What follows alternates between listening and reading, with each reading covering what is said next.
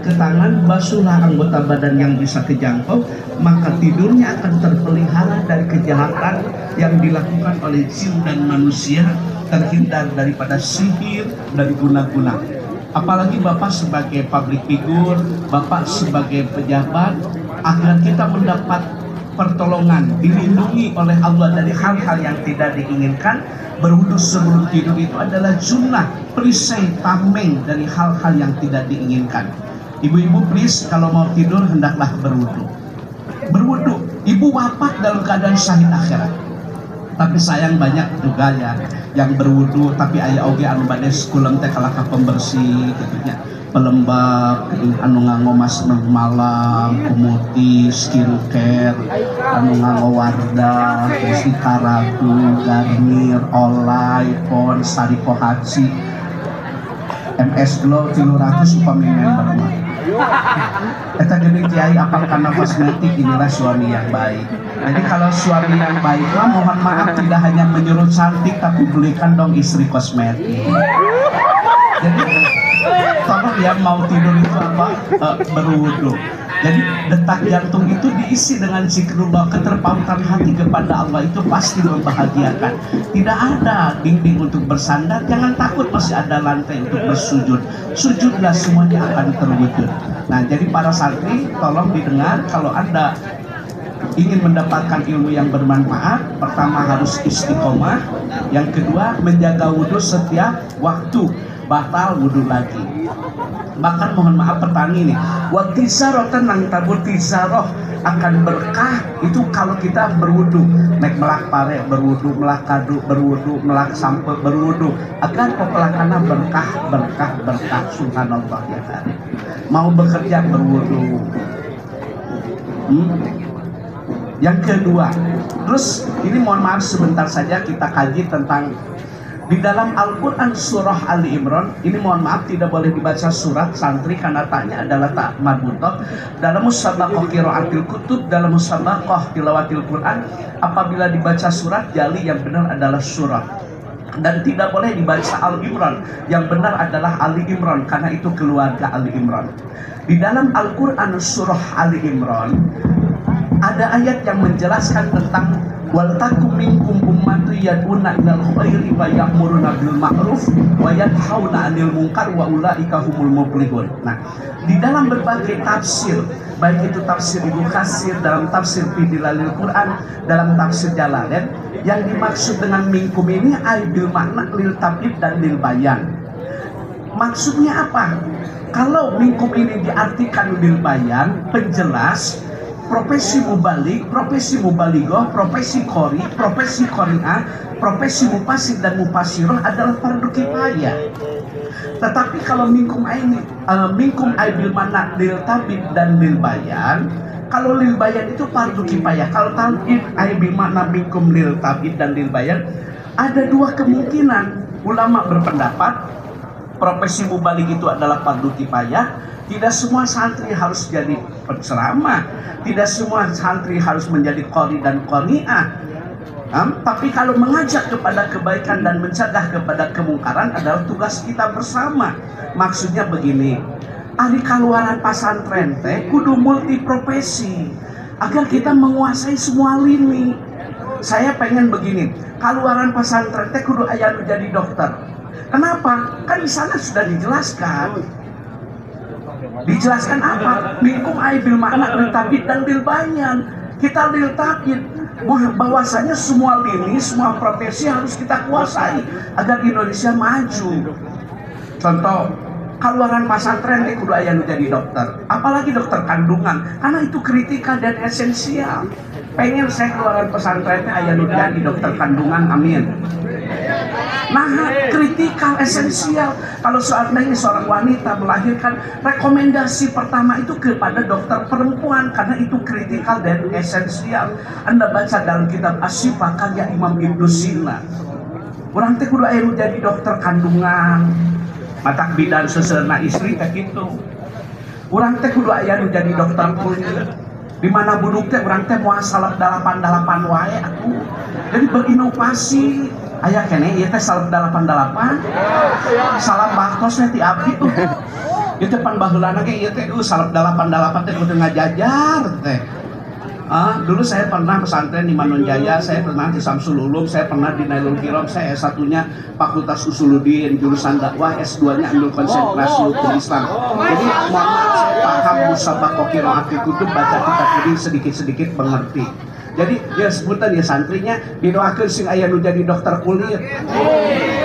Didoakeun sing aya nu jadi pilot. Nah, kenapa kok santri harus ada yang jadi pilot? Khadimul Haramain, pelayan dua kota suci. Anda masuk Mekah Al-Mukarramah, Anda masuk Madinatul Munawwarah, itu kan dianjurkan muslim karena ada batasnya kota suci.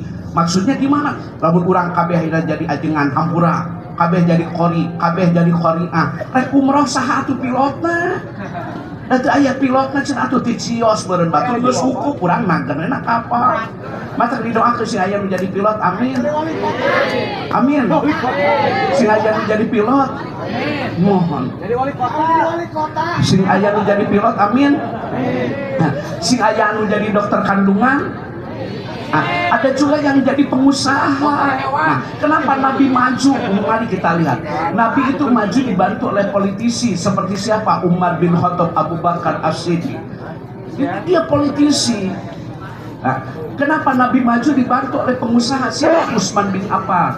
Siapa lagi? Abdurrahman bin Auf. Abdurrahman bin Auf itu salah satu sahabat Nabi yang sudah mendapat kabar baik dijamin masuk ke surga. Contoh berdagangnya Abdurrahman bin Auf. Suatu saat di Madinah sedang panen raya kurma, tetapi ada beberapa orang yang gagal, tidak sempat dimanen, akhirnya kurma itu busuk. Datanglah perwakilannya, saya mau jual kurma, tapi kurma saya dalam keadaan busuk. Kata Abdurrahman bin Auf, saya beli dengan harga yang pantas, tapi kurmanya busuk, tidak apa-apa. Karena dia punya keyakinan berniaga yang tidak akan rugi itu hanya satu, berniaga dengan Allah. Rizki sudah tertakar, tidak mungkin tertukar. Yang penting sempurnakan ikhtiar. Dibelilah kurma busuk tersebut. Selang beberapa hari ada pengusaha dari Yaman yang mencari kurma busuk. Untuk apa? Untuk obat. 10 kali lipat keuntungan yang diraih oleh Abdurrahman bin Auf. Makanya pembeli, penjual harus mempermudah agar terjadi keberkahan. Saya doakanlah kudu aya menjadi pengusaha tuh, amin. So, ari aya pengusaha mah meureunnya pasantren, majeng, majelis taklim, madrasah diniyah, TPA, majelis taklim, alhamdulillah. Ada juga mohon maaf kelompok-kelompok pemuda seperti Ali bin Abi Thalib karramallahu wajhah. Ada ilmuwan dari kelompok perempuan Aisyah. Mari kita lihat hadis itu kebanyakan diriwayatkan oleh Aisyah radhiyallahu anha. Itu ibu-ibu mohon maaf, ibu saya doakan hei santriwati sing aya menjadi dosen. Aminan atuh. Pak Kiai mohon maaf, gimana caranya? Saya pengen jadi dokter, saya pengen jadi akabri, saya pengen jadi akwal. Pemerintah mohon maaf nih memberikan akomodasi, memberikan tempat yang begitu luas. Dengan jalur apa? Sekarang mohon maaf, masuk akabri bisa kok melalui jalur prestasi ya. Masuk akpol bisa kan melalui jalur prestasi ya. Ada yang hafal Al-Quran 30 juz, ada yang hafal Al-Quran 20 juz, ada yang juara musabaqah tilawatil Quran, ada yang juara musabaqah fahmil Quran, ada yang juara musabaqah syarhil Quran, ada yang juara musabaqah qiraatil kutub, mendapatkan tempat untuk melanjutkan pendidikan ke jenjang yang tinggi. Karena dunia ini perlu prestasi, bukan halusinasi. Maka ngaji.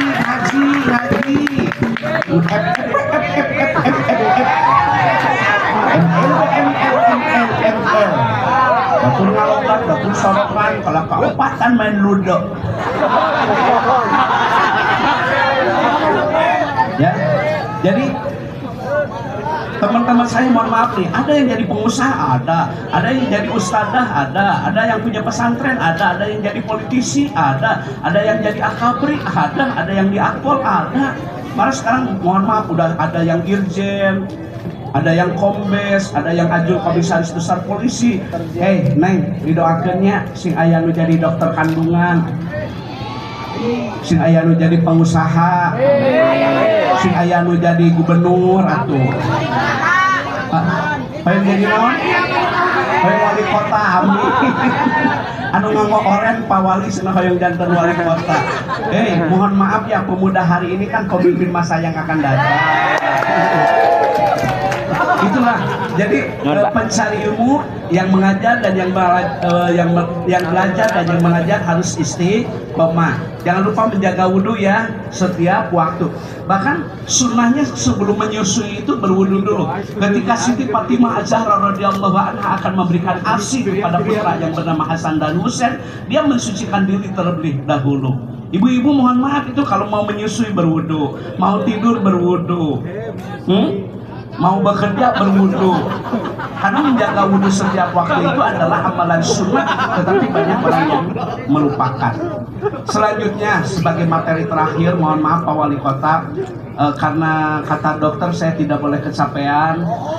Terus kata dokter, mohon maaf kan karena kata dokter istirahatnya jangan terlalu malam karena kadar gulanya sedang tinggi. Sekarang saya akan menyampaikan materi untuk satu ibu. Kriteria standarisasi wanita solehah itu adalah diantaranya, mohon maaf nih, dari sekian banyak itu saya sampaikan satu saja. Wanita yang baik, wanita solehah apabila suami tidak ada jaga marwah keluarga. Haram seorang perempuan memasukkan laki-laki yang bukan mahram, terlebih laki-laki tersebut dibenci oleh suami. Nah, wanita pergi haji harus ada pendamping, wanita umroh harus ada mahram, wanita puasa sunat harus izin suami, wanita keluar rumah izin suami. Ibu-ibu please didengar nih, kalau ibu itu keluar rumah izin suami. Ibu puasa sunat izin suami, tapi puasa sunat ini sempat. Udah bedanya ke salaki, ada mesen paketnya, mesen salaki lumayan. Kita kalau bingung salaki ke ayah, nyahonya ke akhir bulan. Mesen. Terus gimana tuh yang baik? Ketika suami dagang, istri duha. Ketika suami bekerja, istri berdoa. Namun salaki usaha, istri usolli. Mun salaki kasawah ngamparkeun sajadah. Jadi suami dan istri itu bersinergi dalam rangka menggapai ridho ilahi. Mana artinya ada salaki eueuh, ngilu eueuh, ngaleungit jeung motorna. Mau motoran we motor.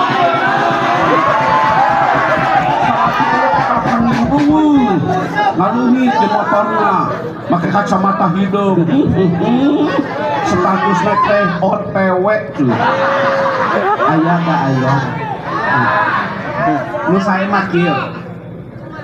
Suami teh bekerja multiprofesi ya, pedagang. Pak Kiai, suami saya tangannya kotor. Nggak apa-apa tangannya kotor, yang penting rezekinya halal. Daripada tangannya bersih tapi rezekinya kotor.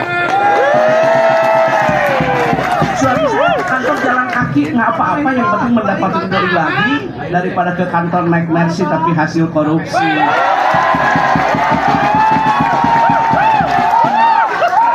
Suami teh berangkat, mah bapak berangkatnya assalamualaikum, waalaikumsalam, cium tangan, ya, ayo salaki rek ka kantor teh. Lima boro-boro. Salah kira ke kantor teh hayu jadi hari sinetron.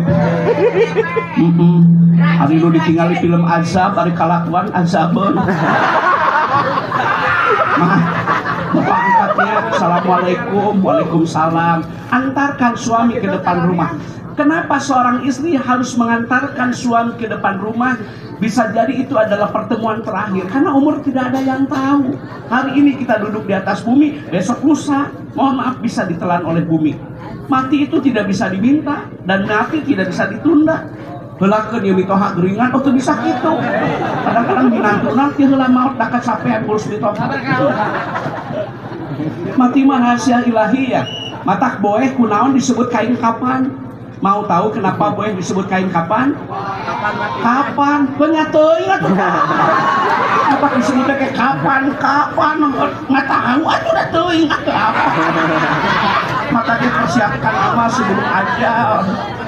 Bu, suami teh bekerja, pejuang nafkah yang tidak pernah mengenal lelah.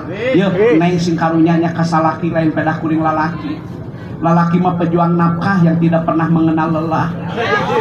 Lelaki mah pejuang nafkah yang tidak pernah mengenal tanggal merah. Batur mah minggu teh pere mana nama anger we ka Allah. Berangkat, mah bapak berangkat. Assalamualaikum, waalaikumsalam. Bilang dong ke suami, Pak hati-hati ya di jalan. Kata suaminya, kapan sih yang di hati diajak jalan-jalan? Bapak-bapak, ibu hei, bapak-bapak, namun ayah milik ayah di situ healing atau healing. Kali-kali atau nginep di Cordella, kali-kali nginep atau di Metro, kali-kali nginep atau di Horizon, di boro-boro. Sare teh hayu we pilot nyempil di kolot. Sudah istri ge ini dong suasana baru bener tuh. Boga milik, boga rezeki, boga sertifikasi, boga remon, boga lauk pauk, boga gaji 13 teh pamajikan teh perhatikeun. Pameulikeun tiung atuh pamajikan teh baten serat. Aya kan batennya 700.000 nu santi. Anu segi opat mah 525. Mun teu denai atuh 245. Joya aya Joya. Eljata, Dauki, Libras, Umama, Robani. Jadi pamajikan teh gunta gantinya. Ulah imah tiung teh hiji we baheula basama kawin pamawat. Katen kayeuna can pernah meuli-meuli di tiung. Mah, bapak berangkatnya. Assalamualaikum, waalaikumsalam. Nah, jaga marwah keluarga, dekatkan diri kepada Allah Subhanahu wa taala. Paaksiru doa, seukeun ngadoa. Salaki bekerja, urang berdoa, salaki dagang, urang duha, ampatkeun sajadah, usolli sunatan duha rakaataini lillahi taala, Allahu akbar. Apakah boleh salat duha 2 rakaat? Boleh, 4 rakaat boleh. Dalam ibadah santri mohon maaf bukan jumlah, yang penting istiqomah. Di masalah duha 8 rakaat tapi setahun ngomong nate jongjon ya Allah. Hanya ya ibadah setahun. Terus rangkainya geus beres salat kan baca zikir setelah salatnya. Baca istighfar kan? Nah begini. Ada yang bertanya kenapa beres sholat kita membaca istighfar. Salah satu hikmah bisi dina waktu sholat babacaan urang teh kurang sampurna, tilawah, tajwid, fasoha, makhraj, sifatul huruf, dan kita tidak mengenal tentang taranum irama dalam membaca Al-Quran. Ada sikah, ada nahawan, ada bayati, ada ros, ada soba, ada jihadkah. Disempurnakanlah dengan membaca istighfar. Kenapa beres sholat kita membaca istighfar? Bisi telempang, bisi terapat, luruskan, rapatkan, karena bagian dari kesempurnaan sholat berjamaah. Mata kali beres sholatnya wiridan. Cuma beres sholat, lu mau kena menerimut. Ayah nu beres sholatnya mana HP? Nyun status cetrek. Alhamdulillah subuhnya lancar. Nanti iraha subuh macet ali ibu ya Allah. Jadi saya tambah di posting meh. Ayo naga status teh ngaji dulu ya. Aya da aya. Dilipan dalam mana teh dilipan. Ibu. Bu. Beres sholat ya berzikir ya. Apalagi kalau ditambahkan begini, wangta dirus sholat tiba dan sholat, menunggu sholat setelah sholat. Ya kita beres sholat maghrib, nunggu isya. Nawaitu an ataki pakihan dal masjid sunatan lillahi ta'ala. Itikaf di masjid dari maghrib ke isya hanya 1 jam kok. Apa yang dibaca? Silakan sholat sunnah. Apalagi silakan baca Quran, silakan baca salawat, dengar pengajian, dengar kajian, dekatkan diri kepada Allah. Masalul ladzi yadhkuru rabbahu la yadhkuru rabbahu. Perumpamaan orang yang selalu mengingat Allah dan orang yang tidak mengingat Allah seperti orang yang hidup dan yang mati. Orang yang mati itu dalam bumi gelap gulita. Orang yang hidup itu di atas bumi terang benderang. Ya kalau ingin hati tenang ya zikir, dan zikir yang paling utama itu membaca Al-Qur'an. Tak itu anti maghrib ka isya teh. Tong barali komo nu boga gaji mah. Gaji boga, duit boga, sawah boga, kontrakan boga. Cocoknya yang kaya ngapulang. Cocok nikmat mana lagi yang akan kau dustakan? Tak aina nu balangsa komorek naon balik ke naon. BLT teu meunang, PKH teu meunang, bansos teu meunang. Pagawean mah kopi kakak we yang Neng. Setelah zikir kan? Baca doa kan? Nah, doanya kan begini. Yang singkat saja, Allahumma inkan la rizki bisa ya Allah. Kalau memang rizki di langit turunkan. Nah ini perlu penjelasan. rizki bukan materi. Jadi tolong santri dipahami nih, harus mampu membedakan antara gaji dan rizki, harus mampu membedakan antara materi dan rizki. Gaji diraih dari kerja, tapi kalau rizki diraih dengan takwa. Materi mobil, rumah itu materi. Kalau rizki universal. Saya pakai huruf qasam nih santri, wallahi billahi tallahi. Dina kitab jurumnya huruf qasam teh ayat 3 waw ba dan tak, wallahi billahi tallahi. Demi Allah bahwa rizki itu universal, bukan hanya sebatas materi. Anak soleh rizki bukan? Rizki. Anak soleh rizki bukan? Rizki. Tenang hati, rumah tangga sakinah, bisa ibadah, sehat, itu rizki yang luar biasa. Jangan dipersempit dong. Duit. Duit rizki. Ngomeng kasalang kira-kira bila rabagja pahit rumah tangga sila. Ya wah kemajuan. Ibu hayang maju dah. Iru kana truk maju semangat. Jadi rizki itu bukan hanya materi. Anak soleh rizki. Allahumma inkan dari rizki bisama, ya Allah, kalau memang rizki di langit diturunkan ku Allah ke rizki. Bapakna tukang tani, budakna apal imriti. Bapakna tukang tani, budakna apal kailani. Bapakna tukang tani, anaknya juara MTQ. Bapakna tukang tani, mohon maaf, budak jadi kiai. Itu rizki. Ada lagi doanya, pangsil huwain kana fil ardi, ya Allah, kalau memang rizki dalam bumi keluarkan. Tuh, salaki kermajul, belut kalaluan, kapan dalam bumi keluar. Rusok ruha belut, tuh tanah ruha baik kadut. Makanya begitulah. Jadi istri yang solehan itu begitu. Kalau suami tidak ada, jaga marwah keluarga. Kalau diberi bersyukur, syukuri, nikmati, jalani apa adanya, karena hidup adalah anugerah. Dan terus terang, bahagia itu bukan hanya sekedar di materi, tapi bahagia juga adanya di hati. Karena jandaan yang teri, saya teh kamari bari basi, tapi kalau suami tidak lain hati, aku happy kok. Benar tak? Sanajan ayeuna sini belia, dengan gelombang sirna, HP Nokia, laptop Toshiba, motor Honda, mobil Innova, duit Nova, soal Nokia, terima kasih. Sanajan lebih berat, yang kita kasih rumusnya. Dan itu dinasih, kalau bila dari saya aku adalah sensor. Kalau mengatakan media lagi, kalau dah bulan SMA. Wow, nak penjelasan. Maka sekali kita dari pulang dulu. Pembuatan bulan Bu, santri juga